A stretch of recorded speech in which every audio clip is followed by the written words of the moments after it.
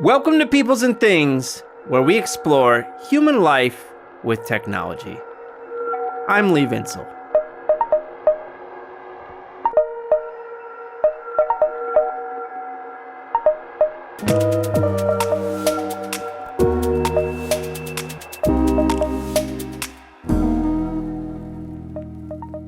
This is, in many ways, a special episode of Peoples and Things. It is the first time I have welcomed into the P&T fraternity a current graduate student from the program I work in, the Department of Science, Technology, and Society here at Virginia Tech. Or I should say that this guest, Savannah Mandel, was a graduate student when we recorded this interview, because in the meantime, she successfully defended her dissertation, The Asteroid Miners, Space Mining, and Resource Making in the Commercial Space Era. So she is now Dr. Savannah Mandel. Big congrats to her. Savannah was really interesting as a grad student because she was already a pretty successful public communicator by the time she came to our program. Her background was in anthropology, and her writings and appearances at public events had led journalists to describe her as a space anthropologist.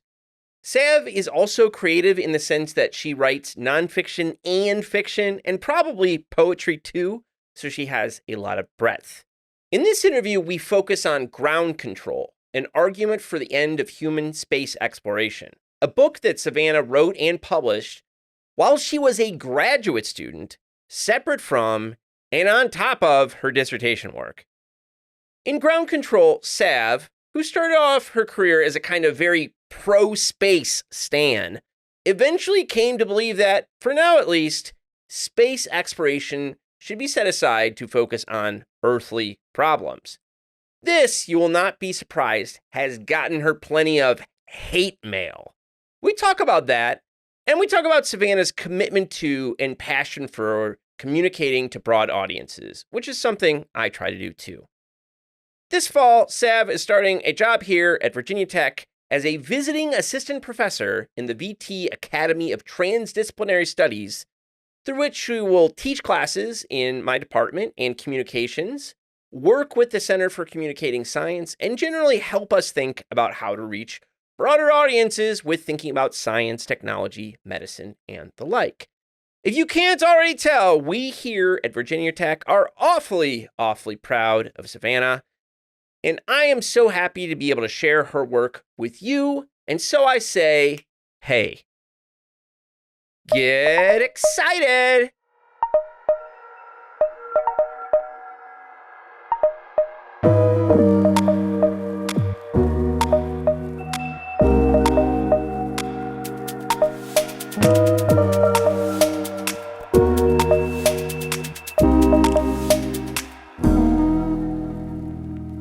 You're one of the few people here at Virginia Tech who, are writing trade press books and kind of going through that. So it's been really helpful for me to kind of trade notes with you about agents and proposals and the whole 9 yards. It's a different kind of game, it's amazing to me. Like, I'll go to I need to keep this anonymous enough. I go to proposal writing things, and it's even administrators in our college, for instance, they just have no feel for what writing a trade press book is like. Yeah, I think that the effort that has to go into writing for trade, I think the consideration you have to have for market or what it means to actually write for general audiences. Yeah. Versus academic audiences. The fact that you have to communicate your book's message to not just someone's, the usual Barnes & Noble audience, but to a 5-year-old. I have to be able to summarize my book to a 5-year-old. That's a true commercial nonfiction book. Is that interesting? That's interesting. That's how I think about it. Yeah. Well, perfect, because that sets you up perfectly to do that for Ground Control. So it's a cool book. Yeah, explain it to a 5-year-old what it is and what you were trying to do with it. I just had to, actually. I did a talk at the local Children's Science Museum 5 to 10-year-olds at their summer camp, and I had to talk about space ethics with them, and it was so much fun. They were so smart, those kids. And they caught on so quickly to what I was talking about. We talked about space law, and they came up with their own space laws. Cool. But ground control is not truly an argument for the end of all human space exploration, but a postponement of human space exploration while we prioritize unmanned space exploration and earthly issues, specifically climate change management and accomplishing, and this is kind of the more radical side of things, post-scarcity. And that's really the message in the book. And it's based on ethnographic research that I did at Spaceport America in New Mexico, and also my work in space policy in Washington, D.C. And, you start the book by talking about how you got into the field of space anthropology.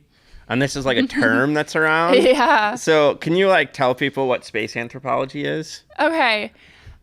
I should say that any anthropologist can do quote unquote space anthropology. Yeah. To give us all a refresher, anthropology is broken down into 4 subfields. Anthropology is the study of human culture. And within anthropology, you have archaeology, biological anthropology, linguistics, cultural anthropology.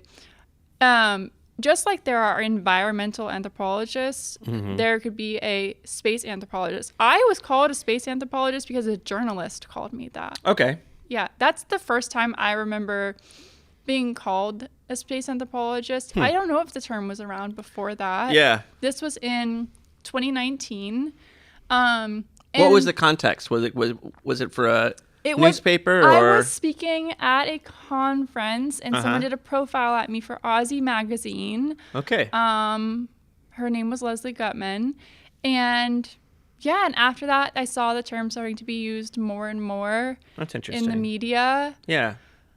Was it around before then? I'm really not sure, but it's truly just an anthropologist who researches outer space. And you have anthropologists from each of those 4 subfields who research outer space. So, for example, you have archaeologists like Alice Gorman, who's based in Australia, who researches space as an archaeologist. She studies space debris around the ISS. Right. Yeah, and examines how, the debris left behind by mankind. She uses her archaeological, training to understand, those artifacts.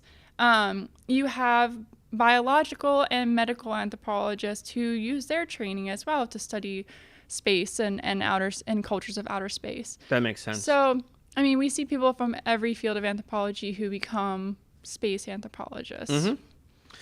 And, I'm sure you could have done some version of ground control for an academic press if you wanted to, but you chose to go the trade route.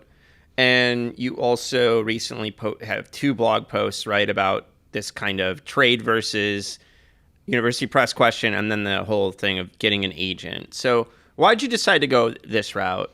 Yeah, I actually, when I was on submission for ground control, we did have an offer from an academic press. And I had the really, really difficult choice of choosing between an academic press and a trade press, which, trust me, when I say difficult, it was so difficult. I am a PhD candidate hoping to get a faculty position, and I had advice from so many directions saying, oh, you should choose to go with the academic press because this could make a career for you in academia. It was a well-known academic press, and many of my professors thought that this could get me tenure, just from publishing so early on in my career with an academic press. Right. At the same time, though, the trade press was offering me better royalties, a better marketing plan, a bigger advance. They had a really strong vision for my book that really truly matched my own vision for it. They were very excited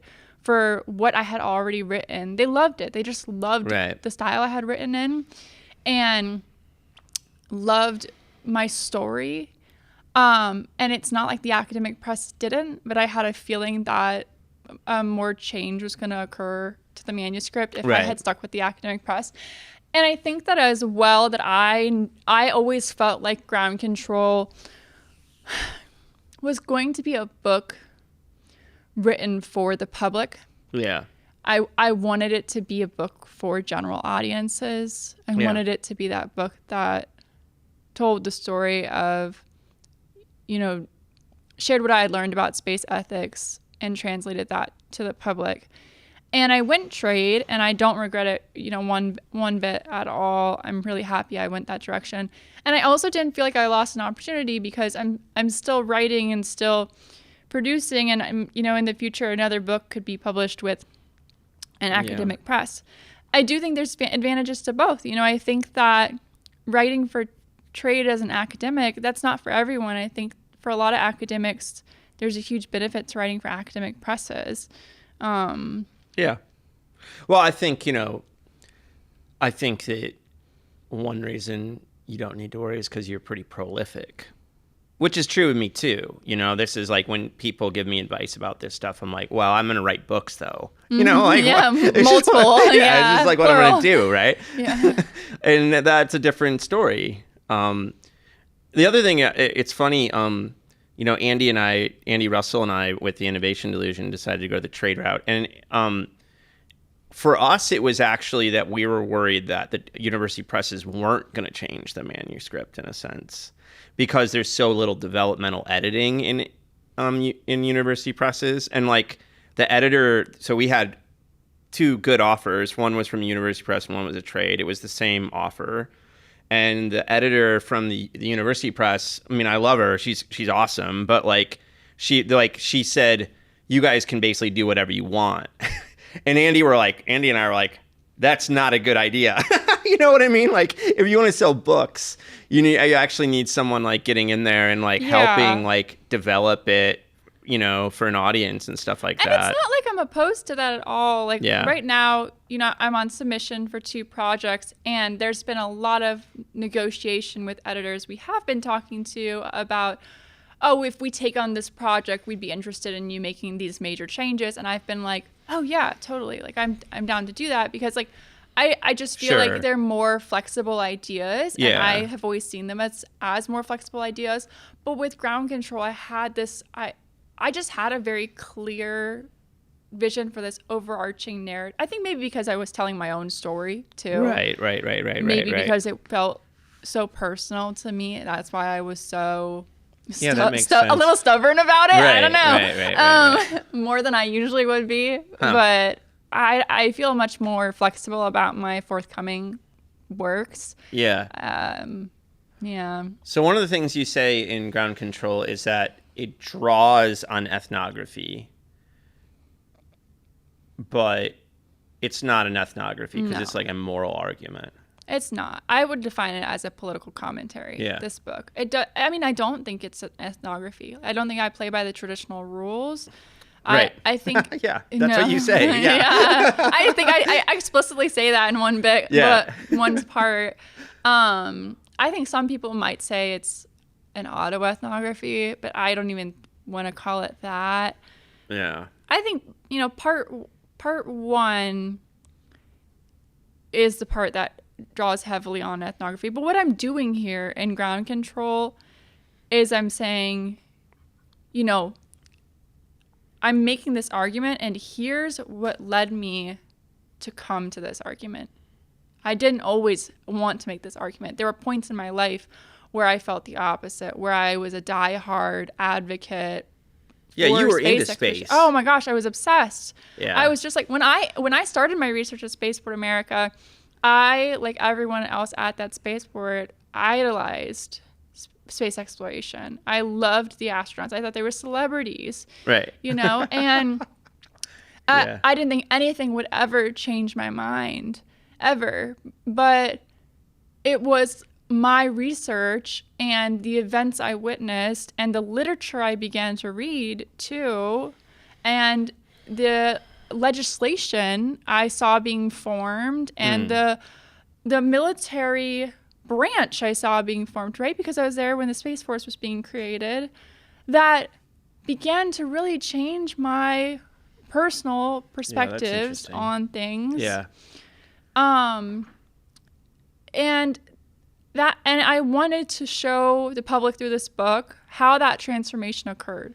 Right. I wanted to be like, this argument didn't just appear out of thin air, you know, Right. not just I didn't just, you know, decide one day I hate space and I don't hate space. It you know, this came from a series of events. You know, this came from research. This came from not just my own research. Yeah. Yeah. And, I mean, first of all, I think before we got on the air, we were talking about hate mail you received from, like, space fans, you know, who pretty clearly have not read your book, but just probably read the blurb and are like, she argues against space exploration, so she's got to be bad. Before the book even came out, actually, when it was on pre-order, I had posted on LinkedIn. This was one of my most popular LinkedIn posts. All I did was post on LinkedIn like a picture of the cover of Ground Control, and this post that said what to expect from Ground Control, and I like summarized the main points of it, and it got like 5,000 views in one night, like just the first night, and people were livid. They didn't even, no one had read it. I was not out yet. You know, all you had, there was no sample on Amazon. Yeah. Like, you know, it was you had your cover, description. just the cover and my description. Yeah. And on LinkedIn too, like not even Twitter. Yeah.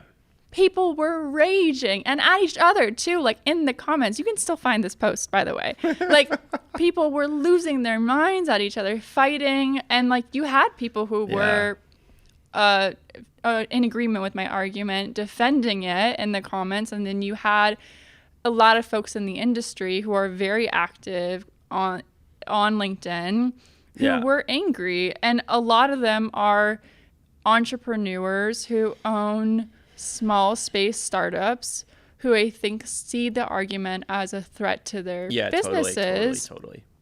Yeah. And yeah, I think that's when, the book really started to gain attention at that point. Yeah. I have this journalist buddy. You would like this guy a lot. His name's John Horgan. He's a professor at Stevens, where I used to teach. Mm-hmm. And I should have him. I've been meaning to have him on the podcast at some point. But he wrote this book back in the day called The End of Science, which was basically like, it's over, folks. We've gotten as far as we're going to get, and we're not going to get anywhere else. No, I don't know if I believe that. I don't even know if he believes that anymore. But the point is, it pissed people off. And one scientist called it the end of funding. And I was just thinking about that when you're talking about, like, you know, if people took your argument seriously, there are these kind of industries that, you know, like might lose funding and support and all these kinds of things. So it's not surprising they feel threatened. I think what's scary about my argument is that a lot of people equate space exploration to progress. And, you know, yes, I don't, that's a good point. I don't dig into that in the book enough, but I think that's where I should write a journal article just on that. Is like, why do we equate space exploration to progress? At what point did that happen? And why can't we equate other technologies related to care and maintenance and like earthly maintenance specifically to progress? You know, why instead is that why is that called ludism by the haters? Why do we call that ludism when we're, you know, why is there such an intense desire to move forward instead of maintain? And why is moving forward seen as the only space? You know, why couldn't we see the Green New Deal? The Green New Deal, or the advancement of, you know, sustainable technologies through Green New Deal, basically. You know, why is that not progress? Why is that not just the hype word? Yeah.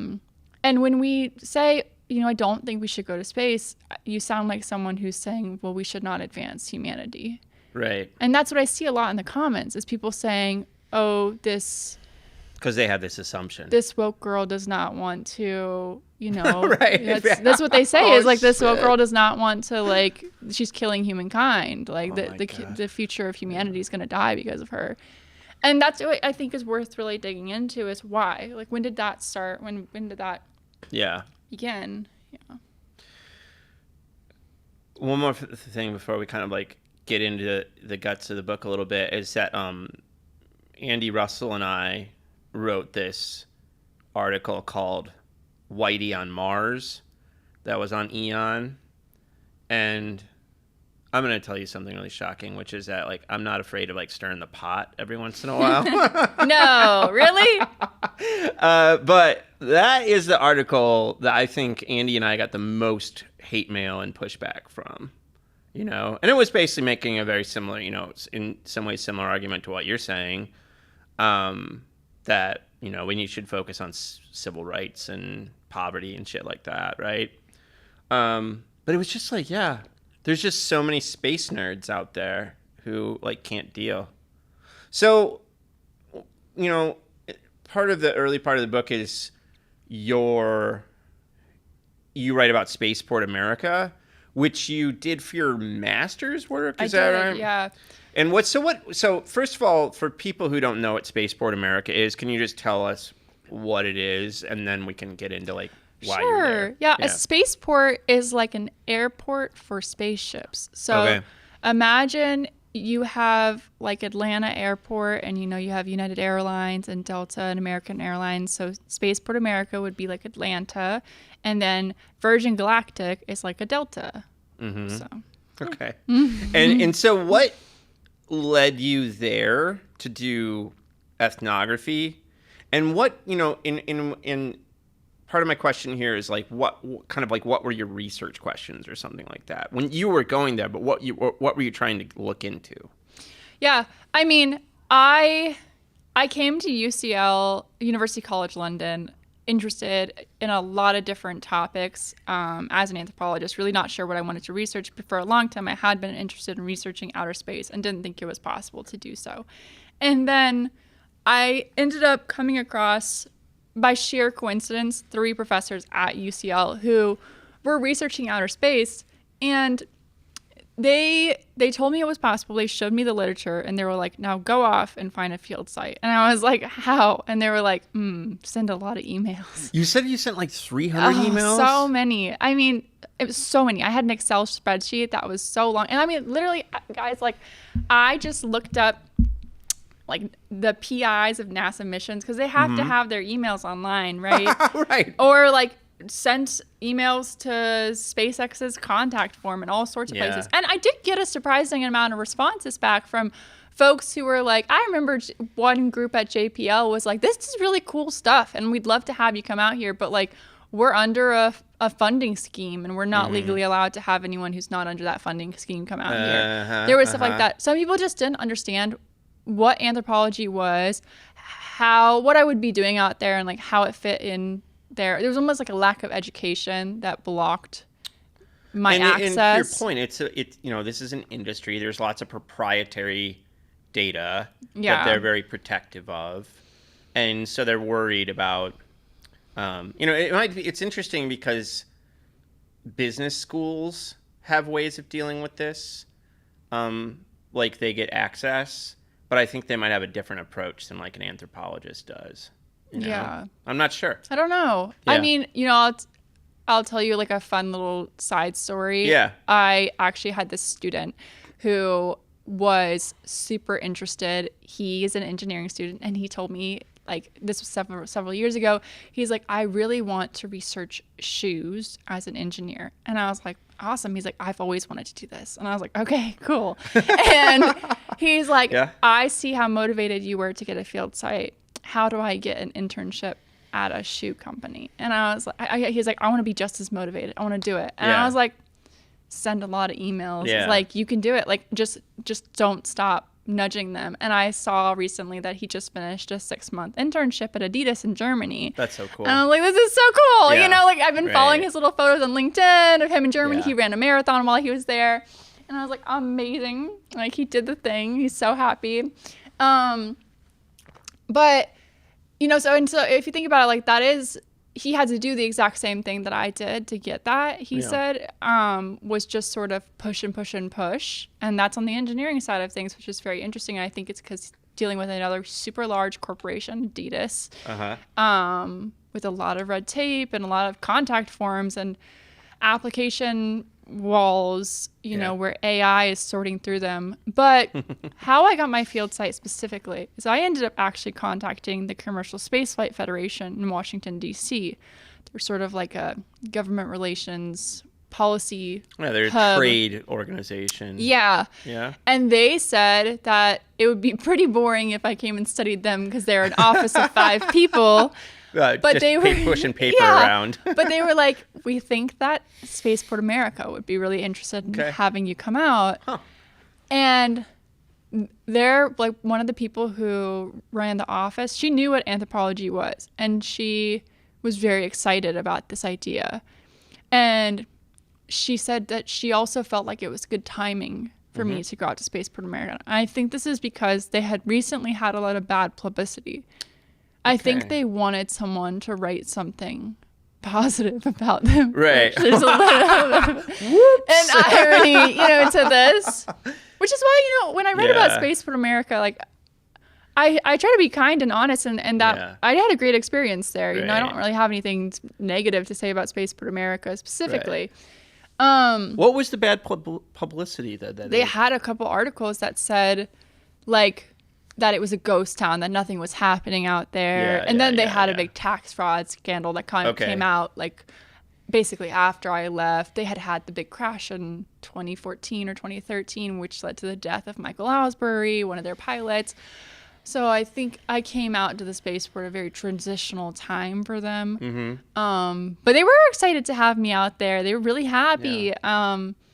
And it was an incredible time. So. And what were you looking? I mean, what were you looking at? What was your theme? My research questions were actually, at first, I came out thinking just general idea, and I was trained this way. Come out with very loose, open research questions, and then learn from your ethnography. So my loose, open questions were, what are humans' like kinds motivations to go to space? I didn't really think about the fact that this was a space tourism operation. I didn't know a lot about it yet.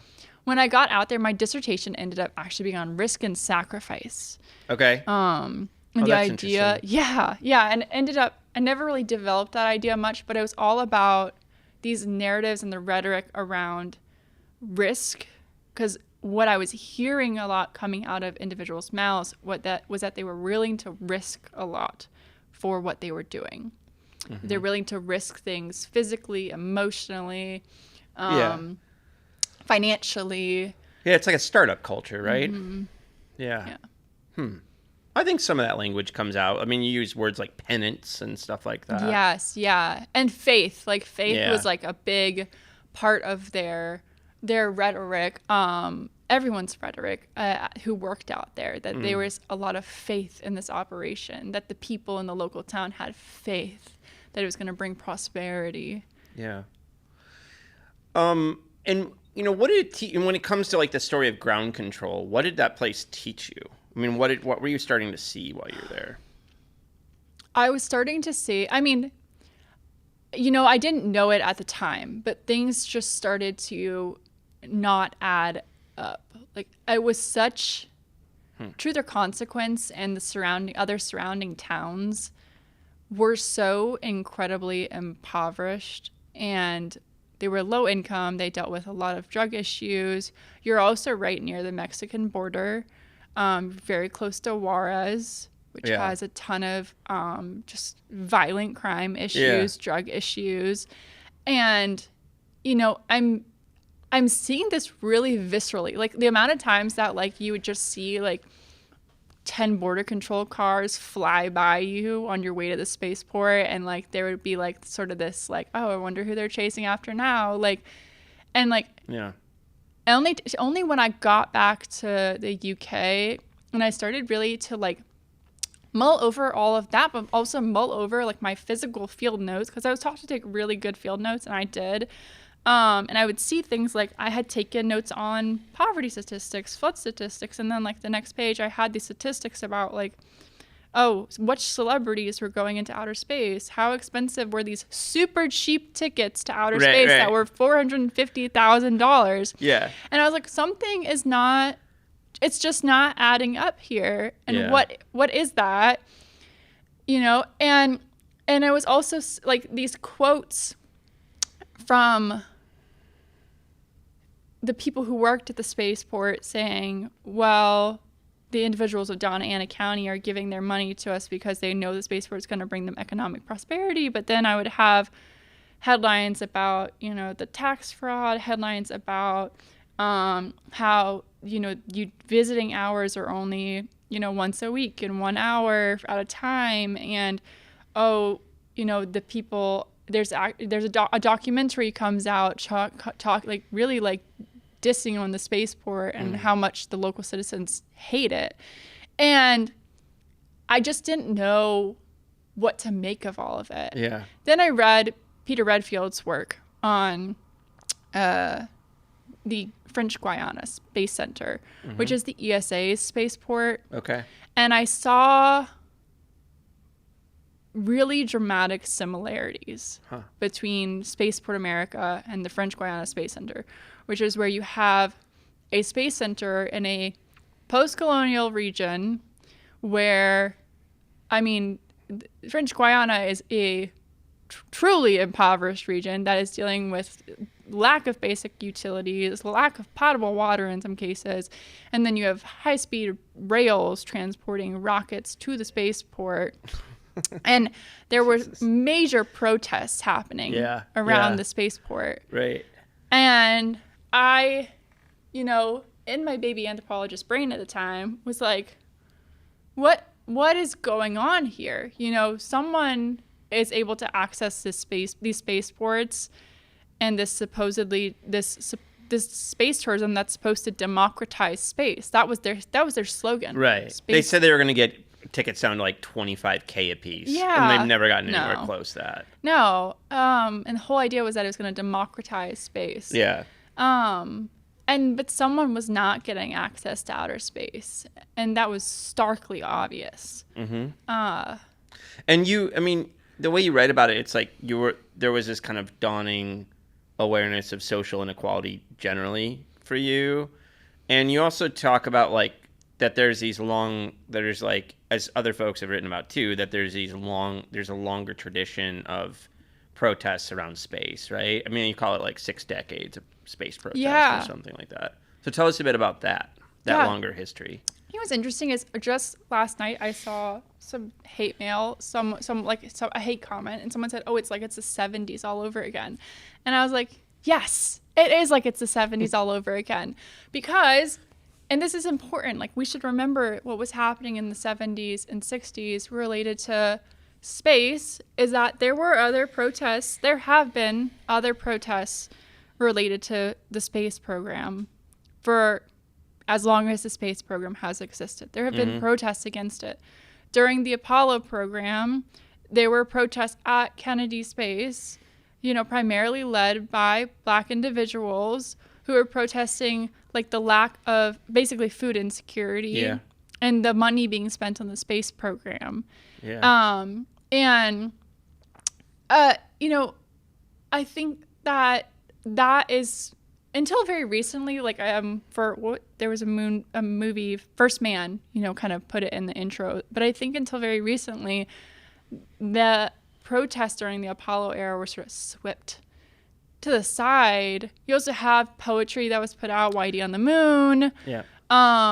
Again, a lot of this is done by minority communities. You have indigenous people who have protested against space exploration for a really long time, or who have been, you know, involved, but only to a certain extent, like specifically the Navajo Nation, because like during the Apollo program, there was like capsule testing done on Navajo land and with NASA. And, you know, there's an article written about this, but the Navajo people were concerned about the treatment of the moon. And because the moon ontologically is really sacred to the cultures of a lot of indigenous people, and we still see it being disregarded, those belief systems being disregarded with things like the Peregrine mission, where they try to shoot the remains of 60 human beings onto the moon, and then that's right, yeah. a lot of indigenous people got really mad about it. So, and then you see this happening in Mauna Kea as well, where we have this protest over the astronomical observatories being developed. And I mean, there's so much ongoing conflict about space development and what space means to different cultures. And the reason why I bring this up in the book is to kind of demonstrate, like, hey, I'm not alone in this argument. Yeah, right. You know, I'm not alone. I have not been alone since the 70s. So,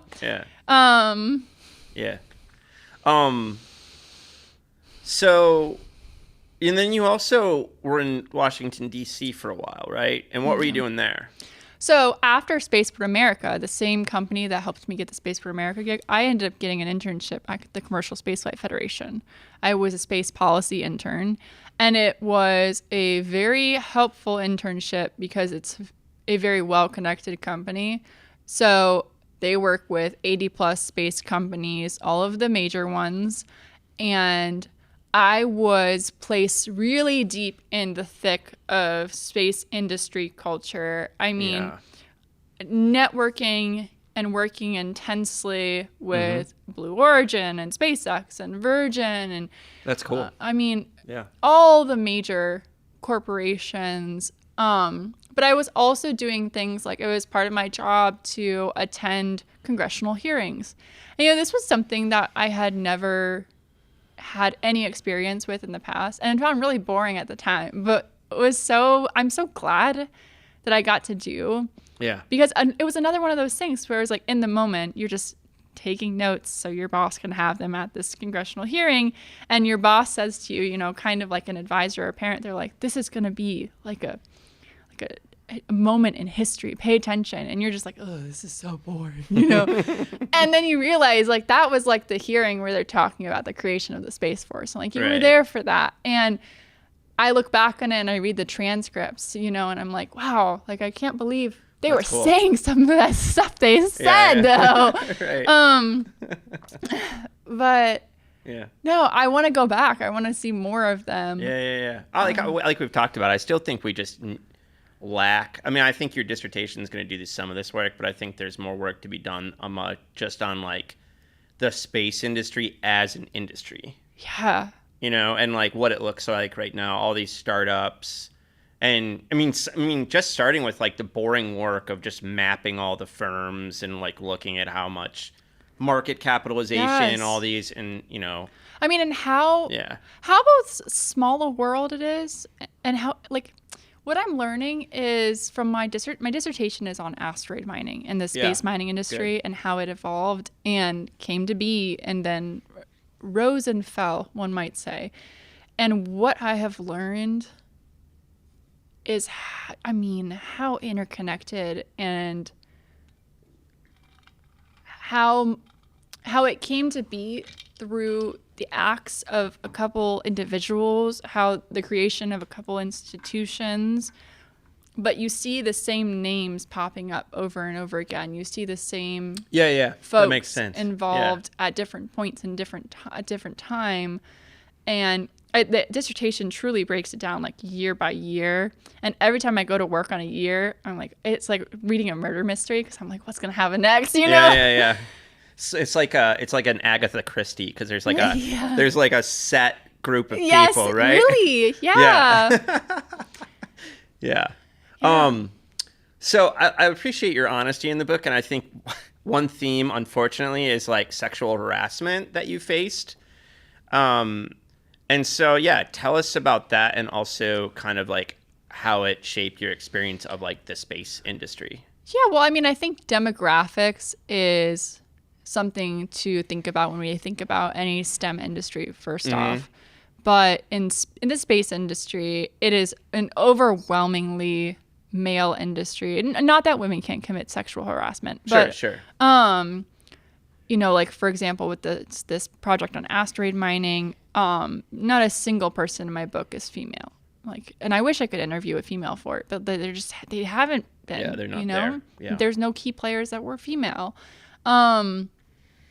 And like when I was at Spaceport America, there were it was probably like 80% male individuals. And I was definitely like the second youngest person out there. There was one person who was younger than me, but most people were in their late 30s or older. And I had a lot of attention on me because I was a woman, because I was a new woman, I think, out there. You're right. You know, Yeah, I was new, and the stranger comes to town. Yeah, exactly. The outlander. And it definitely affected my research at that point in time, and then it would affect me later on in DC. At Space for America, I mean, we're told about this as anthropologists. We're shown a lot of examples. I was shown examples of this in my courses about how your gender will affect you in the field. Yeah. We were told about it in class. Yeah. And because a lot of anthropologists will live in their field for years. Right. So inevitably, it's going to affect you. I just didn't think about it, because I was working on in basically like an engineering site. Yeah. And you don't think about it. But I was asked out several times when I was at Space for America, and that was fine. But I think at one point, I remember one of the folks at Boeing got so attached to me and very territorial, and he didn't want me to interview any of the other folks at Boeing because he just didn't want me to talk to the other men. And I had to do the whole slip them my business card. It had nothing to do with the fact that he didn't want me to interview people on his team. He was just a very I get it. attached person. Yeah. And even having been warned, I just didn't think it was ever going to. I mean, this guy 3D printed me a rose, to give you some. Oh. To give you, I mean, this is he was legit. Had a crush. Yeah. But yeah. Yeah. And then in DC, I mean, Washington DC is an extremely professional industry, and you have similar demographics in the space industry there, where it's overwhelmingly white male. And you, again, I tell this story in the book about how while I was on the job market, I had basically someone come on to me it wasn't exactly an interview, but something akin to an interview. And a lot of people as well, when I got engaged towards the end of my time in DC, a lot of my male friends in the industry suddenly wanted to stop hanging out with me. And it's you think, oh, okay, we're friends. But, and my mother warned me about this growing up, about these instances that happened to her in the 80s as being one of the first female programmers in the 1980s, and some of the attention she got because she was a female programmer. And I thought to myself, well, that's the 1980s. Well, it never happened to me. And then I was like, man, that happened to me, Yeah. Was there a moment where a switch flipped for you on space?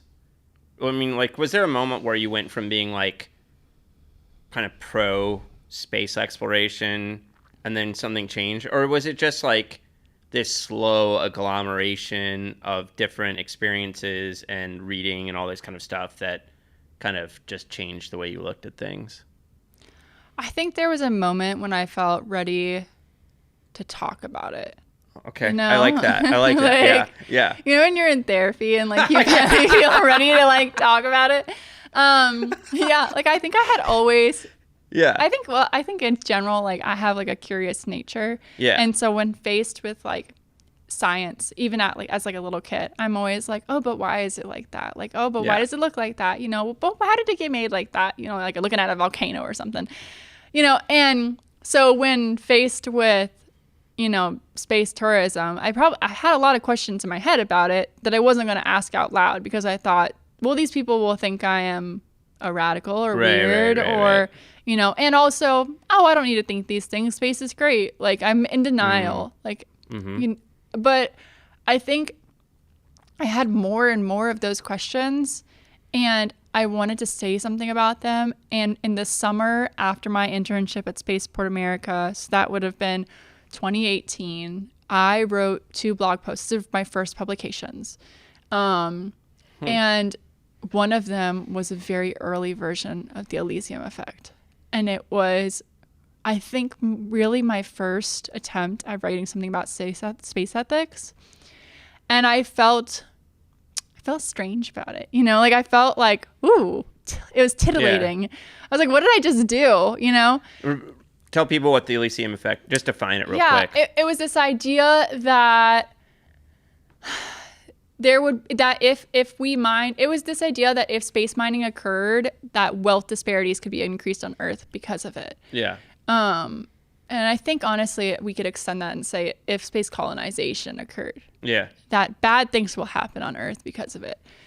And I wrote really early version of that, and I was like, I should never tell anyone about this because it was naughty. That's how I felt. I was like, it's naughty. Yeah. And then I got my internship at CSF the following spring. And I remember, like I mentioned in the book, that I tried to tell someone about one of my old bosses about the Elysium effect, thinking like he's cool, like he'll get it, and he didn't like it.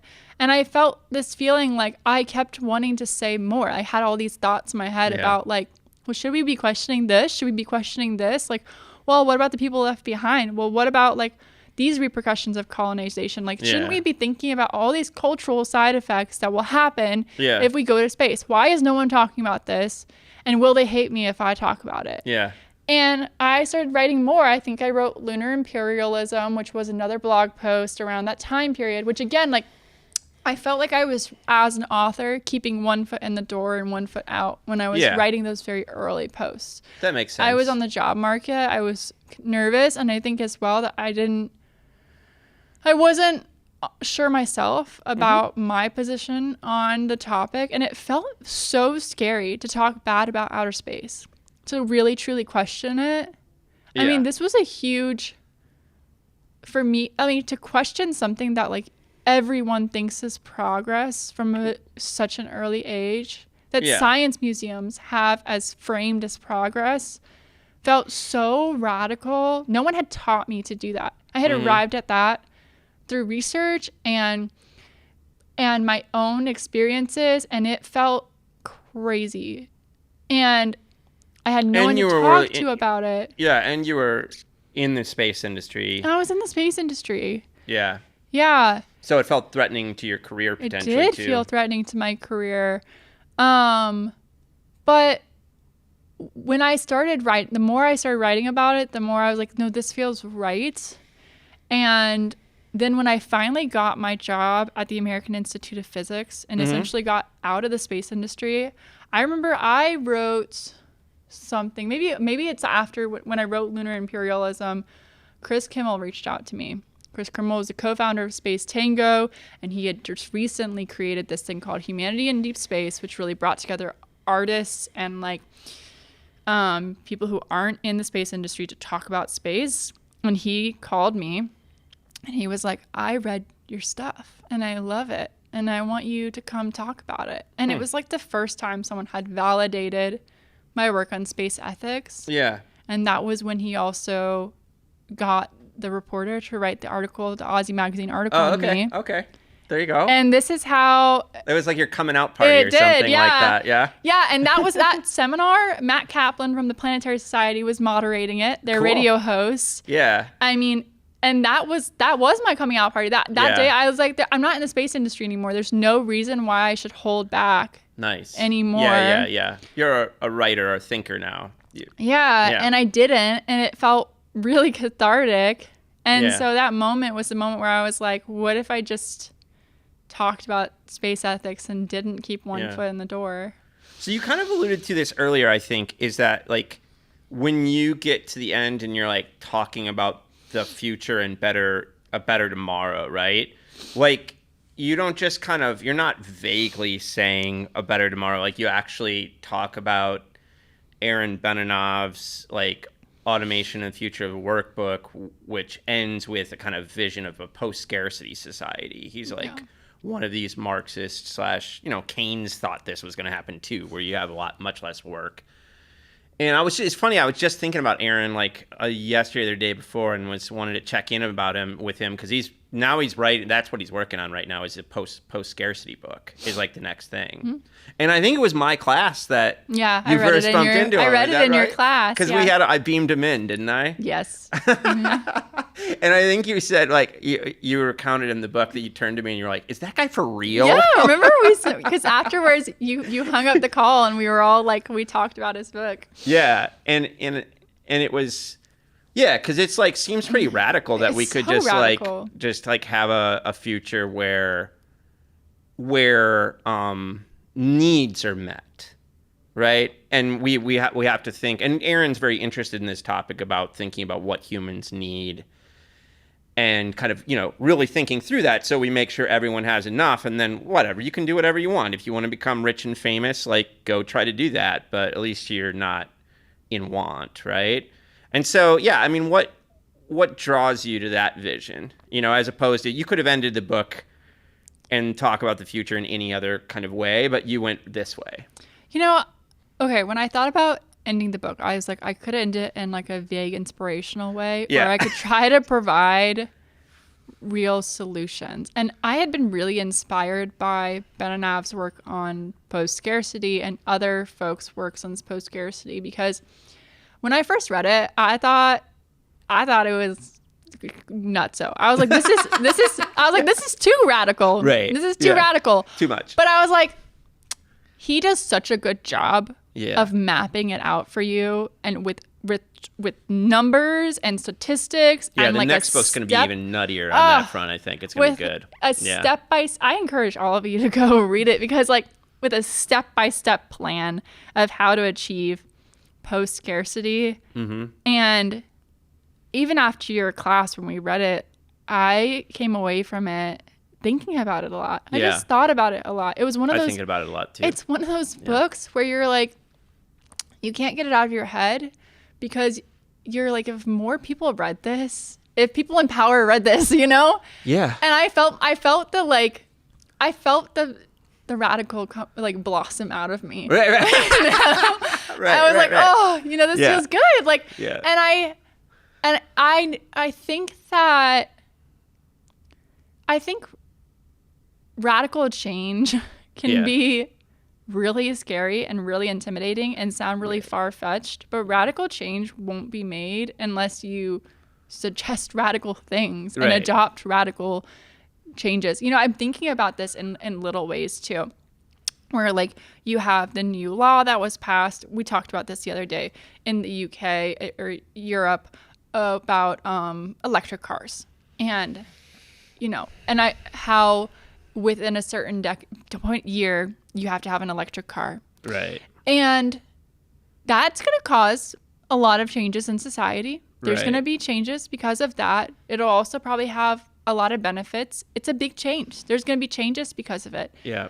But it's also probably going to be better because we need this. We need to make this change.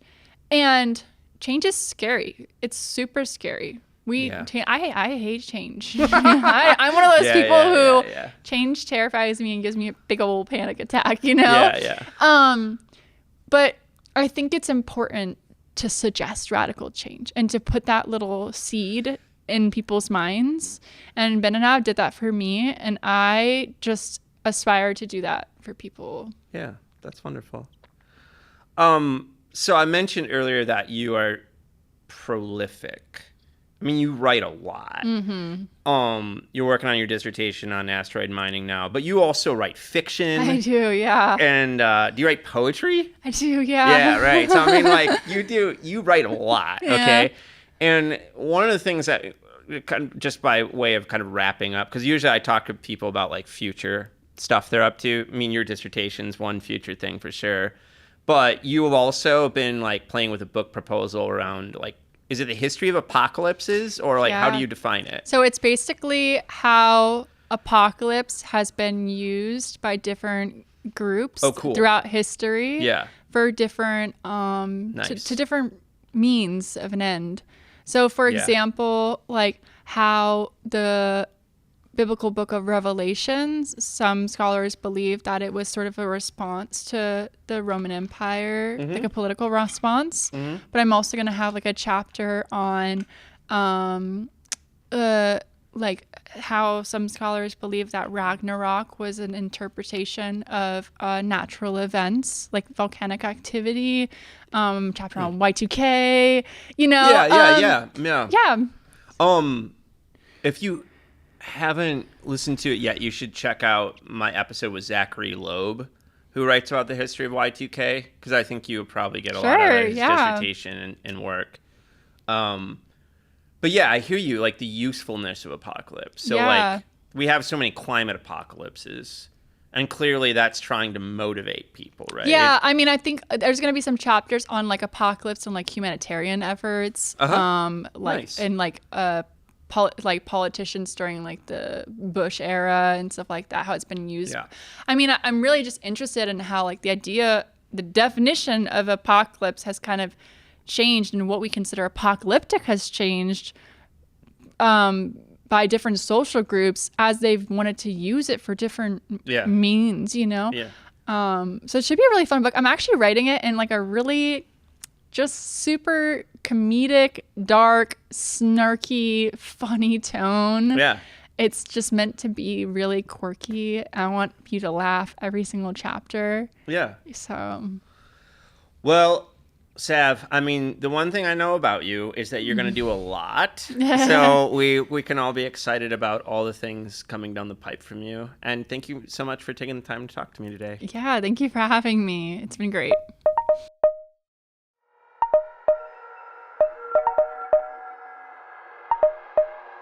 I hope you enjoyed this episode of our podcast. You can reach us with questions, comments, and suggestions at leevinsel@gmail.com or by following me on Twitter at sts_news or on YouTube at People's Things. Our podcast is distributed by the New Books Network, the leading platform for academic podcasts, so that you can find us wherever you get your podcasts. Peoples and Things, like most things in this world, depends on the work of many people. I want to thank my brother Jake Vinsel for writing the music for the show. I want to thank my buddy Juliana Castro for designing the logos for the podcast. You can check out her work at julianacastro.co. Joe Fort is the producer for the podcast, and Mandy Lamb is the production assistant. This podcast and other Peoples and Things programming are produced in affiliation with Virginia Tech Publishing and supported by the Center for Humanities and the University Libraries at Virginia Tech. For information about other podcasts from Virginia Tech Publishing, visit publishing.vt.edu. For the entire Peoples and Things team, I am Lee Vinsel. And most importantly, I want to thank you for listening. Thanks.